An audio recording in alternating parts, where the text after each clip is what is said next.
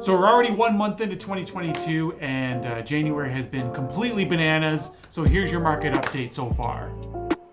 Well, it's exactly like what we predicted. Really low supply, really high demand, lots of offers, lots of buyers, very few sellers. Prices are getting really kind of wonky. It's really hard to really dictate what exactly values are at right now in Niagara. We have this buyer pool that is searching for this certain criteria. So if there's only 2 properties on the market, you may have 20 buyers going for this one particular property to be in that specific area. There's still a lot of underpricing going on. So an agent will list a house 100, 150 under what the actual sale price is. We're calling it the advertised price instead of the listed price, which is skewing the market slightly in terms of what the buyer's expectations are.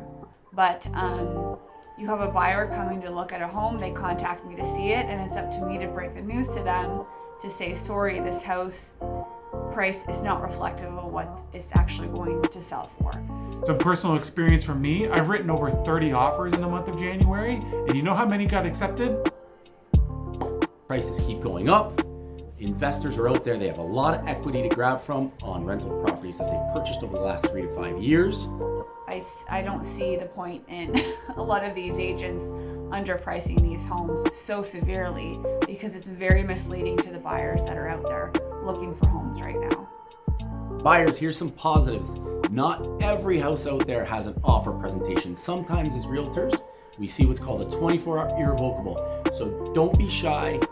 Take the time, go out and see properties because you never know when that hidden gem is going to come up, get listed on a Sunday, and take offers Monday. First-time home buyers, even downsizers, to prepare a letter, essentially, stating a little bit about themselves and why they've chosen that home to offer on. And just it doesn't always work. Some people realize it's about the bottom line, but there are still sellers out there that do care about who's moving into their home, and they want it to go to a family perhaps, or someone that's moving closer to family, or what the sentimental value is behind why they want to purchase that home. What we're seeing a lot of right now as well from a seller's point of view is there are a lot of investors that own income properties that are deciding now is the time to sell, and I think they could be right. Older demographic that are looking to downsize into a townhome, condominium, or a bungalow style of home. They are, wanting to migrate closer to family and friends and be near their grandchildren and downsize. So the challenge with that is, just preparing them for the process of selling and, preparing them for how competitive this market is. 80 to 90% of the offers I received were from out-of-town agents, not local agents, but out-of-town agents coming mostly from the Greater Toronto area.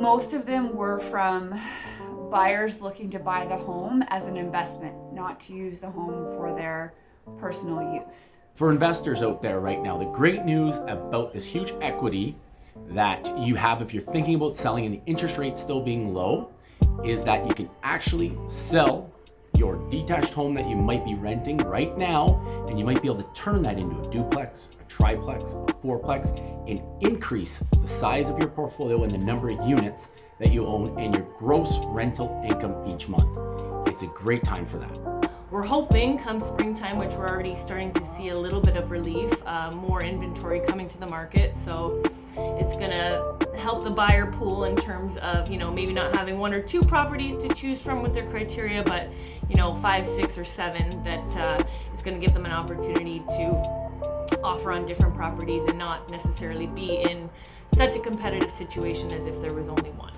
Over the next few months and leading into the summer, I think what's going to happen is we will probably see a little bit of a plateau.